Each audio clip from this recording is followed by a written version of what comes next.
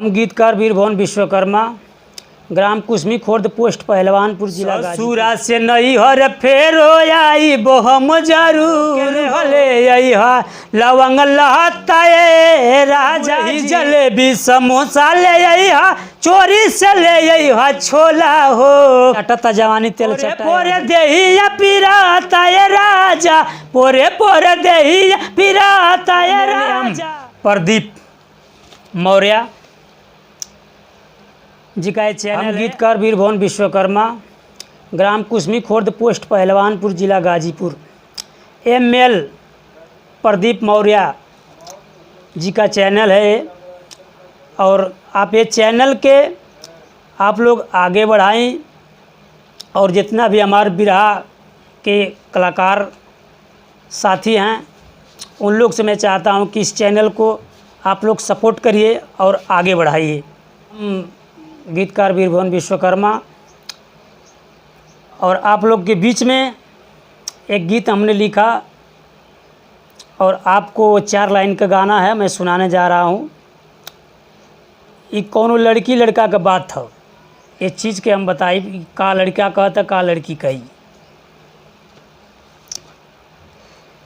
पेन्ही के साड़ी मारी पलट जब सेट न कैलू हो, पेन्ही के साड़ी मारी पलट जब सेट न कैलू हो, ससुरा चली गईलू जान, ससुरा चली गईलू जान, हमसे भेंट न कैलू हो, ससुरा चली गईलू जान, हमसे भेंट न कैलू हो, ससुरा चली गईलू जान। तो आपन जवाब लड़की दिले, हाली हाली में साड़ी पहनली सेट न कैली हो, हाली हाली में साड़ी पहनली सेट न कैली हो, तो ससुरा जाए के रहे यरऊ ऐसे भेंट न कैली हो, ससुरा जाए के रहे यरऊ ऐसे भेंट न कैली हो। बुझलू न जान हमर दिलावा के दर्द, पवते भुलाई गईलू अपन तुमारत, लूना करे जा हमारा दिलावा के दर्द, पवते भुलाई गईलू पवते भुलाई गईलू अपना हो मरद, हमारा बारे में सोचलू नहीं बात न कैलू हो,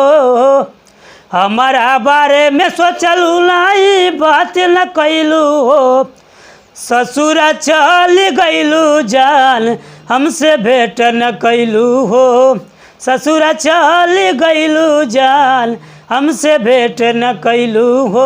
राजिन इयरऊ अब हमके मजबूर हो, ससुरा से नैहर फेरो आई बोहम जरूर हो, कराजिन इयरऊ अब हमके मजबूर हो, ससुरा से नैहर फेरो आई बोहम जरूर हो, तुहरा नाम के सिंदूर मांग में सेट जब कैली हो, तुहरा नाम के मांग में सिंदूर सेट जब कैली हो, ऐसे ससुरा जाए के रहे यरऊ यही से भेंट न कैली हो, ससुरा जाए के रहे यरऊ ऐसे भेंट न कैली। आते लोग गा करके बताता हूँ, देखो ऐसा ना ऐसा करना चाहिए।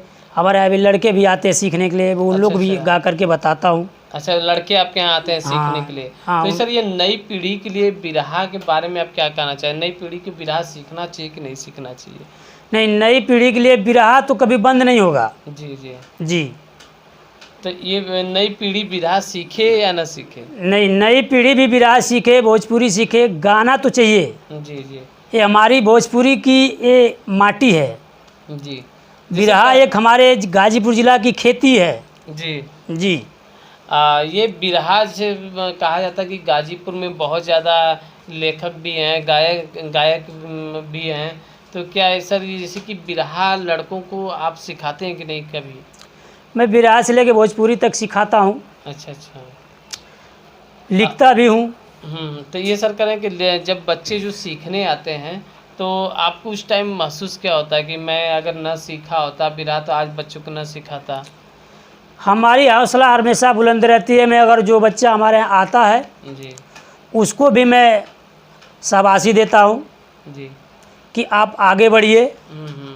अच्छा से गाइए और हमारा नाम रोशन करिए, अपने माता पिता का नाम रोशन करिए, जी प्लस हमारे गाजीपुर जिला का नाम रोशन करिए। बजरिया खाए पाली पताए राजा जी, अरे जइहा बजरिया खाए पाली पताए राजा जी, हमरो के ले हले अइहा, अरे हमरो के ले हले अइहा, लवंग लहताए राजा जी, हमरो के ले हले अइहा, लवंग लहताए राजा जी, हमरो के ले हले अइहा। और उ लेडीज कहेले बतावेले अपने आदमी से कि और का चाही कैसे लेके अइबा, एके बतावेले अपने आदमी से, अरे गुरही जलेबी समोसा ले अइहा, चोरी से ले अइहा छोला हो, नया समाचार देखी बाटे बलमुआ, मनवा में कुछ कुछ होला हो, खाए खाती जीवा पीता रहता है राजा जी, खाए खाती जीवा पीता रहता है राजा जी, अरे हमरो के ले हले अइहा, लवंग लहता है राजा जी, हमरो के ले हले अइहा, लवंग लहता है राजा जी।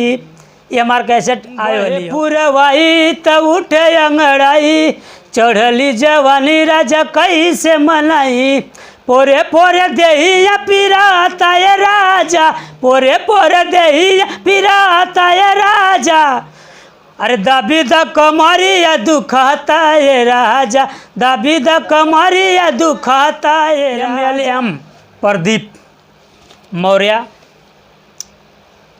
जी का ये चैनल है और आप लोग इस चैनल को प्यार दुलार आशीर्वाद दे करके आप चैनल को आप आगे बढ़ाइए और सब्सक्राइब करिए।